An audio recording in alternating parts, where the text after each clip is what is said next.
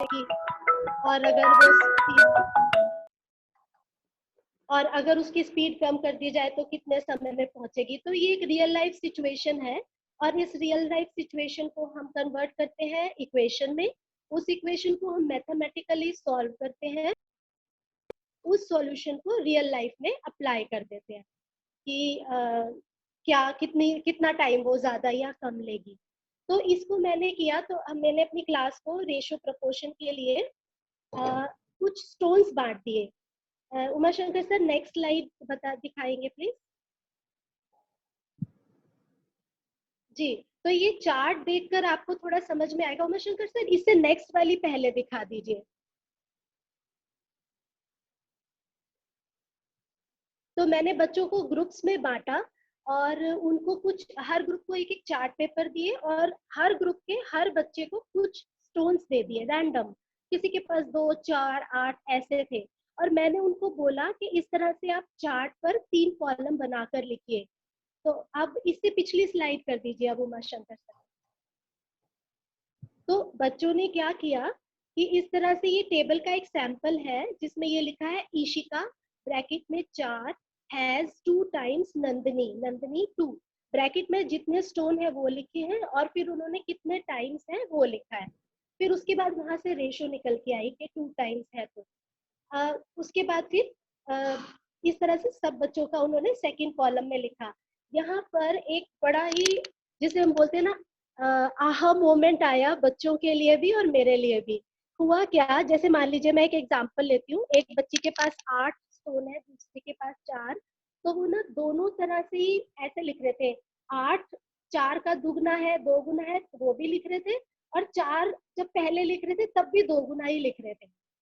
मतलब 4 8 का दुगना है और 8 4 का दुगना है, ऐसे लिख रहे थे। तो सडनली उनमें से ग्रुप में बैठे ही एक बच्चे ने ये चीज पकड़ी कि मैडम ये दोनों एक से कैसे हो सकते हैं। तो वहां पर वो बच्चे खोजते खोजते खुद ही इस बात पर पहुंचे कि 8 4 का 2 गुना है, लेकिन जब हम 4 लिखेंगे तो 4 8 का आधा है, 1/2, 1/2 टाइम्स है। और वहां से फिर वो ये समझ पाए कि 2:1 रेशो और 1:2 रेशो वो सेम नहीं होती, और वो किस तरह से डिफरेंट होती है। तो ये जब उन्होंने खुद ही खोज के निकाला, तो मुझे उस दिन मैं इतनी खुश थी, मुझे बहुत अच्छा लगा कि ये कॉन्सेप्ट बच्चों ने अपने आप ही खोजा, और वो खुद भी बहुत खुश हो रहे थे इस बात को लेके। दूसरा सवाल बच्चों की तरह से ये आया, वो करते करते ना ऐसे बोलने लगे मुझे।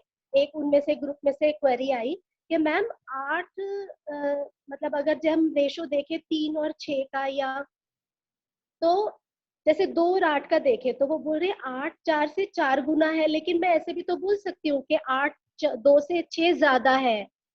तो वो वाला भी हमारे फिर उस पे भी बहुत अच्छा डिस्कशन हुआ बच्चों के साथ। ये कंपैरिजन के 2 तरीके हैं, और यहाँ रेशो में हम कौन सा वाला तरीका इस्तेमाल कर रहे हैं।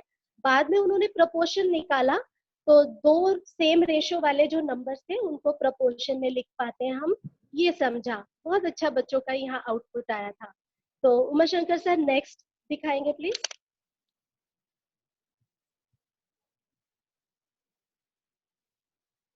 ये बच्चों ने चार्ट्स बैठ के बनाए, काफी देर लगी, और टाइम में काफी लेती थी, 3 पीरियड भी कई बार मैंने इकट्ठे लिए। उसके बाद हमने इन सारे चार्ट्स को वॉल पे लगाया और गैलरी वॉक किया बच्चों ने, जहाँ पे ग्रुप लीडर बाकी के जो बच्चे विजिट करने आ रहे थे उनको अपना एक्सप्लेन करते थे, और उनकी जो जो लर्निंग रही वो भी वो शेयर करते थे। जी सर नेक्स्ट।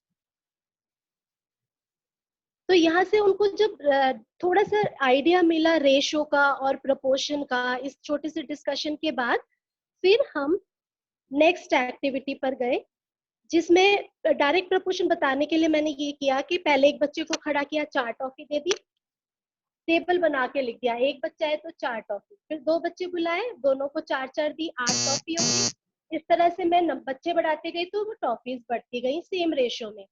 इनवर्स प्रोपोर्शन के लिए मैंने क्या किया, क्लास में 60 बच्चे थे और मैंने उनको ग्राउंड में ले गई।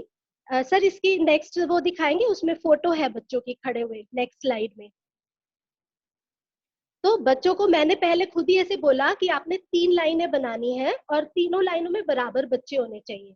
तो वो खड़े हुए, तो फिर गिनवाया मैंने, तो उन्होंने गिना कि हर लाइन में 20-20 बच्चे हैं। फिर मैंने बोला अब आप 4 लाइनें कर लीजिए, फिर 5 कर लीजिए, फिर 6 कर लीजिए, फिर 10 कर लीजिए। तो उन्होंने फिर धीरे धीरे मैंने बोला अब आप ऑब्जर्व करो कि क्या हुआ। तो फिर वो ये समझ पाए कि जैसे जैसे नंबर ऑफ लाइंस इंक्रीज हो रही हैं, हर लाइन में नंबर ऑफ स्टूडेंट्स डिक्रीज हो रहे हैं। तो जो मैं अभी बात कर रही थी सीपीए मेथड की, ये दोनों ही उदाहरण उसके कंक्रीट लेवल पे आते हैं, मतलब कंक्रीट में बच्चों ने करके देखा और समझा इसको। और जब मैं इसमें इनवर्स प्रोपोर्शन, फिर जब हम लोग क्लास में वापस आए और मैं उनसे डिस्कशन कर रही थी कि एक्चुअल में जब हम लाइनों में खड़े हो रहे थे तो क्या हुआ, तो उस टाइम पर डायरेक्ट प्रोपोर्शन में तो बच्चों ने समझ लिया था कि रेशो सेम रह रही है। जैसे जैसे बच्चे बढ़ रहे हैं, नंबर ऑफ टॉफीज उसी रेशो में बढ़ती जा रही है, डायरेक्टली वेरी कर रहा है। लेकिन इनवर्स में उनको ढूंढने में कठिनाई हुई, मतलब वो रिलेशन पूरी क्लास में मैंने काफी टाइम दिया, थोड़े हिंट्स भी दिए, तो वो निकाल नहीं पा रहे थे। फिर मैंने उनको बोला कि जब मैंने टेबल बनाई कि जैसे 3 लाइनें थी तो 20 बच्चे थे हर लाइन में, 4 लाइनें थी तो इतने बच्चे थे, मैंने बोला देखो इनको गुणा करके देखो, 3 और 20 गुणा करके कितना आया। तो ऐसे गुणा करते रहे, 10 और 6 गुणा करके कितना आया। जब तुमने 10 लाइनें बनाई तो हर लाइन में 6 बच्चे थे, गुणा करके देखो। तो उन्हें एकदम लगा हाँ मैम हर केस में 60 आ रहा है। फिर एकदम से वो एक दो बच्चों ने बोला हाँ मैम हम तो 60 बच्चे हैं, बच्चे तो टोटल 60 रहेंगे ना, वही तो बट रहे हैं सारे में, इसीलिए इनका प्रोडक्ट 60 आ रहा है। तो वो चीज उन्होंने खुद ही फिर मतलब वो उनको एक समझ आया कि क्यों टोटल सेम है। इनवर्स में फिर वो फॉर्मूला खुद ही डिराइव हो जाता है वहां से, x1 y1 is equal to x2 y2। तो वो उनको फॉर्मूला फिर बड़े अच्छे से बाद में समझ में आया। जी सर, नेक्स्ट नेक्स्ट बोलेंगे स्लाइड। फिर मैंने उस दिन उनको घर से काम करके लाने के लिए बोला कि आप सभी अपने आसपास जो भी आपको इस तरह के एग्जाम्पल दिखते हो वो लिख कर लाओ, या तो कोई चीज डायरेक्ट प्रपोर्शन में बढ़ रही है घट रही है, दोनों चीजें, या फिर इनवर्स में। तो एक स्लिप पर आपने लिख के लाना, ऊपर अपना रोल नंबर लिख के देना है। तो वो अगले दिन लिख कर लाए, मैंने टेबल पे सभी के स्लिप्स रख दिए। Umashankar sir next slide. तो टेबल पर सबके स्लिप रखे थे और बच्चों की को लाइन बनवा दिया, दो दो लाइनें वैसे बनवा दी। इसे भी नेक्स्ट उमाशंकर सर। जी देखिए यहाँ पे दो बच्चे खड़े हैं, पेपर पकड़ के, एक में लिखा हुआ है इन डायरेक्ट प्रपोर्शन, दूसरी बच्ची ने पकड़ा हुआ है इनवर्स प्रपोर्शन। तो यहाँ लाइन से बच्चे आते जा रहे थे, किसी को नहीं पता था कि उसके हाथ में कौन सी स्लिप आएगी, उल्टी करके रखी हुई थी स्लिप। तो वो हर बच्चा आता था, एक स्लिप उठाता था, उसमें से उदाहरण को पढ़ता था और फिर वो ये बताता था कि ये डायरेक्ट प्रपोर्शन का एग्जाम्पल है या इनवर्स का। फिर वो उसी लाइन में जाके खड़ा हो जाता था और मतलब ये बताने के बाद। तो यहाँ पर भी बड़ी अच्छी लर्निंग हमारी हुई। तो कुछ बच्चे जो उदाहरण लिख कर लाए हुए थे, तो जैसे उन्होंने टेबल बना दी थी, बस ऊपर पहली क्वांटिटी बढ़ती जा रही है, नीचे दूसरी बढ़ रही है या घट रही है। तो जब वो नंबर्स लिख कर लाए थे तो ये कुछ ऐसे एग्जाम्पल आए जिसमें नंबर इकट्ठे या तो बढ़ रहे थे या तो डायरेक्ट प्रपोर्शन डायरेक्टली लिंक थे, दोनों बढ़ रहे थे, या एक बढ़ रहा था दूसरा घट रहा था, लेकिन प्रोपोर्शनल नहीं थे। मतलब जैसे वो टेबल पे नंबर लिख के लाए, 2 4, फिर 4 8, तो ये तो प्रपोर्शन में बढ़ा, लेकिन 2 4, फिर अगर 4 के बाद 6 लिख दे, 4 और 6 उसी प्रपोर्शन में नहीं बढ़ा जितने में 2 और 8 बढ़ा। तो ऐसे फिर उन्होंने जो एक दो स्लिप में तो गड़बड़ हुई, लेकिन उसके बाद बच्चे इस बात को पकड़ने लगे कि मैम ये डायरेक्टली वेरी कर रहा है या इनवर्सली वेरी कर रहा है, पर ये सेम रेशो में वेरी नहीं कर रहा। ये बच्चों का बहुत अच्छा वहां से लर्निंग रही। तो ये इस एक्टिविटी में रियल लाइफ एग्जांपल कईयों को नहीं भी बनाना आया, पर कोई बात नहीं, हमने उन स्लिप्स को सिर्फ आराम से साइड में रख दिया था। तो कोई ऐसी वो नहीं रही, मैंने कभी मतलब बच्चों को ये पॉइंट आउट नहीं किया कि आपको बनाना क्यों नहीं आया। और वो फिर मुझे लगा कि शायद इससे वो आसपास की जिंदगी में भी देख पाएंगे कि कहाँ पर प्रपोर्शन हमारे आसपास, रेशो प्रपोर्शन हमारे आसपास ही मौजूद है। तो उनको एक रियल लाइफ से जोड़ने का ये मेरा प्रयास था। जी सर, नेक्स्ट नेक्स्ट स्लाइड। फिर ये सीपीए मेथड जिसमें कि कंक्रीट पोर्शन में ऑलरेडी ऊपर ये काफी हद तक कवर कर चुकी थी कंक्रीट उसमें उनको हम काफी काम कर चुके थे इस पर। तो फिर हम आए पिक्टोरियल पे, और पिक्टोरियल के बाद मुझे जानना था एब्स्ट्रैक्ट डायरेक्ट क्वेश्चंस पे। तो सर नेक्स्ट स्लाइड। तो जो हमारा कंक्रीट होता है वो हमारा हो जाता है सिर्फ जिसे हम बोलते हैं हमारी डूइंग स्टेट, और पिक्टोरियल में सीइंग स्टेट होता है, और एब्स्ट्रैक्ट में सिंबॉलिक स्टेट होता है। तो सर नेक्स्ट स्लाइड। तो एब्स्ट्रैक्ट क्वेश्चंस पे जाने से पहले मुझे लगा कि मैं उनको थोड़ा सा पिक्टोरियल फॉर्म में भी कराऊं। तो ये पिक्टोरियल फॉर्म में मैंने दोनों के एक एक क्वेश्चन लिए, जिसमें कि डायरेक्ट प्रपोर्शन के क्वेश्चन में सिंपल सा इस तरह का क्वेश्चन था एक कि कोई गाड़ी है वो 25 मिनट में 14 किलोमीटर चलती है, तो 5 घंटे में कितनी चलेगी। तो वो बच्चे धीरे धीरे इसको कर रहे थे, जैसे 25 मिनट का दुगना कर दिया 50 मिनट, तो 14 किलोमीटर का भी दुगना हो जाएगा। फिर 25 का 3 गुना कर दिया तो 14 का भी 3 गुना हो जाएगा। इस तरह करते करते वो 5 मिनट पे पहुंचे। और यहाँ पर कुछ बच्चों ने तो को यही थोड़ा डाउट आया कि 25 मिनट से कठिनाई हो रही थी पहुंचने में, तो क्योंकि मैं बच्चों को ही बोर्ड पे बुला रही थी बारी बारी। तो फिर सडनली 2-3 बच्चों ने इस चीज को क्रैक किया कि मैम पहले 5 घंटे को ना मिनट में बनाना पड़ेगा, तभी हम 5 घंटे तक पहुंचेंगे। मतलब 25-25 मिनट वैसे वो ब्रेक नहीं कर पा रहे थे। तो वहां से फिर बच्चों को ये समझ में आया कि हम यूनिट कन्वर्जन कई बार हमें क्यों करना पड़ जाता है। तो एक इस पैटर्न पे वो लोग गए। और बीच बीच में क्या होता था, जब बच्चे इस तरह के खुद ही आइडियाज देते थे, तो मैं उनको कभी कभी, हालांकि मैं इस चीज को बहुत ज्यादा डोमिनेट करने को नहीं कहूंगी क्लास में, तो एक दो को मैंने ऐसे ही बुला लिया, जैसे मिस आर्या भट्टा, मिस रामानुजन। तो वो बड़ी खुश होती थी। और बाद में भी जैसे इस क्लास के बाद भी, मतलब कई महीनों बाद भी वो बच्चियां मेरे पास आती थी, मैम आप मुझे इस नाम से बुलाते थे और ये। तो अब हम नेक्स्ट इनवर्स प्रोपोर्शन की एक्टिविटी जो मैंने कराई थी वो देखते हैं। तो यहाँ पर मैंने उनको ये एक क्वेश्चन इस तरह का दिया था कि दो मजदूर है और वो एक काम को 6 दिन में करते हैं। तो मजदूर अगर 3 कर दिए जाए तो कितने दिन में करेंगे। यहाँ पर जो लाल रंग की पट्टी है, रेड स्ट्रिप, वो एक मजदूर का 1 दिन का काम दिखा रही है, और पीछे जो पीली स्ट्रिप है वो पूरा कंप्लीट वर्क को सिग्निफाई कर रही है। तो वो दो दो रेड वाली स्ट्रिप लगाते गए तो 1 दिन पूरा हुआ, फिर अगली 2 लगाई तो दूसरा दिन हो गया। तो मतलब ये जो लाल रंग की स्ट्रिप है ये एक मजदूर का 1 दिन का काम रिप्रेजेंट कर रही है। तो ऐसे उन्होंने देखा कि 6 दिन में हो रहा है।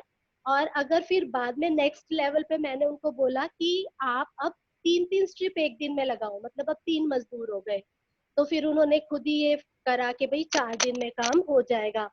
तो हर ग्रुप को मैंने एक एक इस तरह की स्ट्रिप और कुछ रेड कलर के वो दे दिए थे रेक्टेंगल, और बैठ कर उन्होंने खुद ही इसको डिस्कस किया, एक दूसरे को समझाया। और यहाँ पर भी एक दो बहुत अच्छी बातें आई थी, जब नंबर ऑफ वर्कर्स अगर हम 3 से ज्यादा करते हैं तो येलो स्ट्रिप खत्म हो जाती है, मतलब वो कंप्लीट नंबर ऑफ डेज नहीं आ पाता। ऐसे भी कई चीजें हमारी डिस्कस हुई। और दूसरी बात इसमें ये कि बहुत अच्छा कॉन्सेप्ट गया, मैंने बच्चों से बाद में डिस्कस भी किया कि ये जो लाल रंग की स्ट्रिप है ये एक मजदूर का 1 दिन का काम दर्शाती है। तो आप देखो कि हर मजदूर के लिए ये उतनी ही मतलब लेंथ की है, मतलब हर वर्कर को इक्वल काम करना चाहिए। उसी तरह हर व्यक्ति को अपना इक्वल कंट्रीब्यूशन देने की जरूरत होती है सोसाइटी में।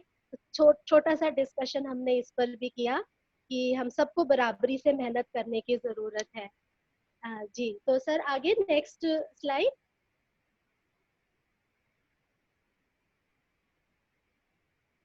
इसके बाद नेक्स्ट स्ट्रैटेजी मैंने ली थी फ्लिप्ड। ये पिक्टोरियल फॉर्म था हमारा, ऊपर जो था जो दोनों एग्जांपल लिए थे मैंने। अब तीसरा जो हमारा एब्स्ट्रैक्ट आ जाता है सीपीए का, तो उसके लिए मैंने फ्लिप्ड क्लासरूम को यूज किया। उसमें भी मैंने बच्चों को ग्रुप्स में बांटा और हर ग्रुप के बच्चों को दो दो क्वेश्चन दिए। एक दिन पहले ही दे दिए थे, आप घर से भी पढ़ के आ सकते हो, समझ के आ सकते हो। वापस आकर वो इकट्ठे बैठे। Uma Shankar sir next slide. तो वो बच्चे ग्रुप में इकट्ठे आकर बैठे और उन्होंने एक बड़े चार्ट पेपर पर उन दोनों क्वेश्चंस को सॉल्व किया। और मैंने उनको बोला कि आपने हर बच्चे को अपने ग्रुप के ये समझा देना है कि ये दो क्वेश्चन कैसे हो रहे हैं, किस तरह से जो अभी तक हमने सीखा उनका इस्तेमाल यहाँ पर हुआ। और इस टाइम पर मैंने टीचर्स को गाइड किया। तो उस स्कूल के जो बाकी टीचर्स थे वो वैसे बीच बीच में भी उनमें से कुछ टीचर्स आते थे, मैं डिफरेंट स्ट्रेटजी तो मैं उनको बता देती थी आज मैं ये कराऊंगी, तो कुछ लोग आकर बैठते थे फ्री पीरियड में 10-15 मिनट और देख जाते थे। हालांकि ऐसा नहीं है कि वो बहुत ज्यादा इसमें बढ़िया वो रहा हो, लेकिन फिर भी कुछ लोग आ जाते थे। तो यहाँ पे टीचर्स आए, उन्होंने देखा कैसे बच्चे डिस्कस कर रहे हैं, खुद क्वेश्चन सॉल्व कर रहे हैं। हर ग्रुप ने अपने दो दो क्वेश्चन एक दूसरे को समझाए, सॉल्व किए चार्ट पेपर पे। Sir next slide. और उसके बाद हर ग्रुप ने अपने दो क्वेश्चन बाकी की पूरी क्लास को पढ़ाए। तो अब यहाँ पर ये पूरा ग्रुप बोर्ड के पास खड़ा है और बाकी बच्चे बैठे हैं, और एक बच्ची आती है वो अपने क्वेश्चन समझाती है। तो मैंने उनको ये बोला था कि मैं ग्रुप के किसी भी बच्चे को बीच में ही बुला लूंगी कि आगे आप कंटिन्यू करो। ऐसा मैंने इसलिए बोला ताकि हर बच्चे को लगे कि मेरे को भी सीख के जाना है। पर ऑब्वियसली बात थी, ये मैं भी पहले जानती थी कि सबका रिस्पॉन्स तो उतना आ नहीं पाएगा हमारे बच्चों का, तो मैं डिस्करेज नहीं किसी को करना चाह रही थी। तो अगर कोई बच्चा आके आंसर नहीं कर पाता था, या तो मैं बुला लेती थी कि बेटा आप इसकी मदद कर दो, फिर लेकिन उसको बोलती थी आप भी यही बात बोल दो जो भी आपको समझ आया। या नहीं भी कोई बच्चा बता पाता था तो हम उसको कुछ वो नहीं करते थे, कोई बात नहीं बोलकर, या चलो नेक्स्ट टाइम करना ऐसे। और कोई बच्चा जो जवाब नहीं दे रहा उसने थोड़ा भी रिस्पॉन्ड किया तो फिर हम उसके लिए क्लैपिंग करते थे। तो इस तरह के हम पूरी क्लास मतलब बीच में कई ऐसे मोमेंट्स भी आए जो बच्चे हंसी उड़ाते थे, या नॉर्मल जैसे बच्चे मजाक करते हैं, तो फिर उनके साथ इस पर भी बहुत चर्चा हुई कि हमें सबको मिलके चलना है, और कोई भी बच्ची हमारी क्लास की पीछे ना छूट जाए, तो हम उसको जितना सिखा पाए अपने साथ लेके चल पाए। तो इस पे भी काफी हमारे बीच में बात होती थी। तो ये फ्लिप्ड क्लासरूम जिसमें बच्चे खुद ही अपने अपने ग्रुप के दो दो क्वेश्चन बाकी बच्चों को समझा देते थे।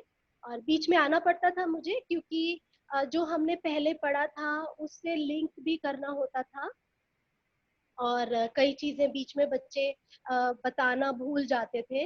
तो ऐसे पर ये बहुत अच्छा एक्सपीरियंस रहा, और बाद में बच्चों का फीडबैक था कि मैम हमें बहुत कॉन्फिडेंस आया बोलने के लिए क्लास के सामने इस वाले मेथड से। जी sir next.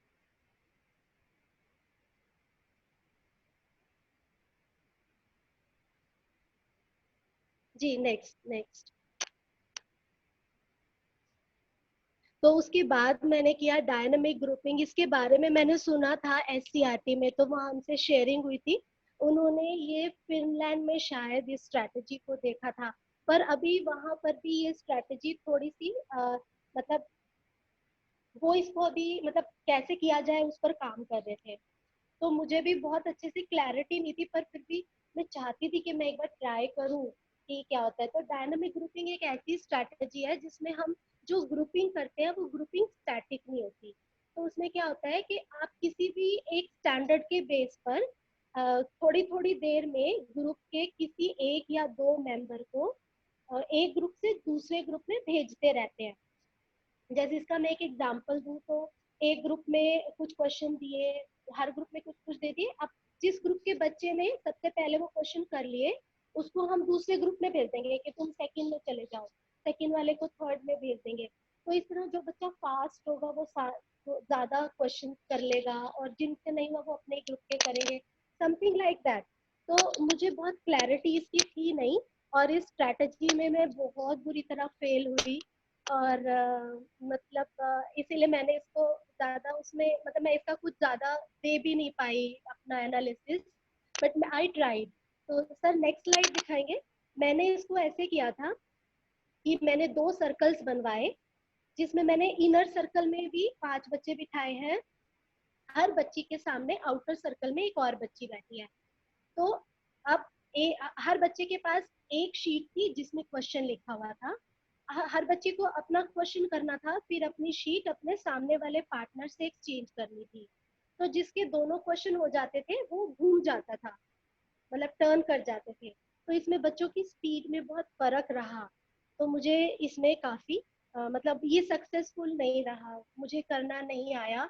I would say कि आई कुडंट सी, मैं वैसे नहीं करना चाहती थी कि जिस बच्चे का जल्दी हो गया वो दूसरे ग्रुप में, मतलब मैं नहीं कर पाई इसको। I fail completely. Sir next slide.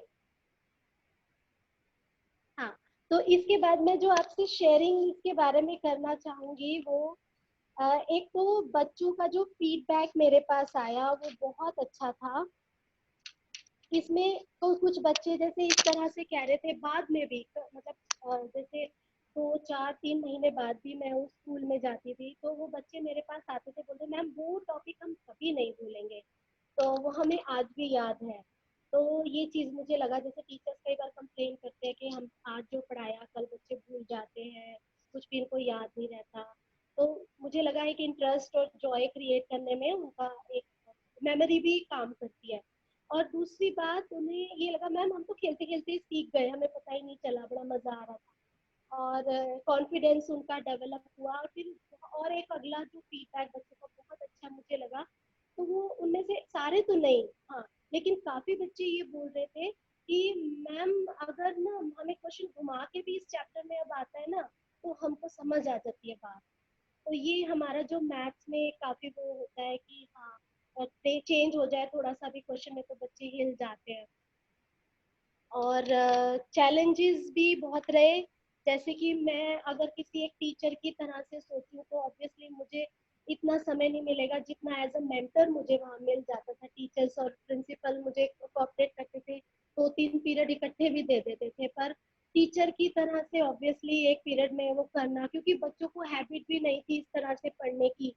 और पर फिर मैं अपनी ये सारी शेयरिंग टीचर्स के साथ कर रही थी तो मैंने उनसे खुद ही बोला कि आप ये मत सोचिएगा मैं आपको कह रही हूँ कि आप भी ऐसे करो, मुझे पता है कि आपके पास ये लिमिटेशन है, लेकिन अगर एक क्लास के 5 सब्जेक्ट के पांचों टीचर बच्चों को इन मेथड्स को यूज करके पढ़ाते हैं तो बच्चों को इतनी अच्छी आदत हो जाएगी कि आप जो इंस्ट्रक्शन उन्हें दोगे अगले दिन वो इमीडिएट ग्रुप बनाना है या कोई भी इस तरह की एक्टिविटी करनी है, चार्ट पे कैसे काम करना है, कैसे दूसरे को समझाना है, तो वो जल्दी उसको कर लेंगे।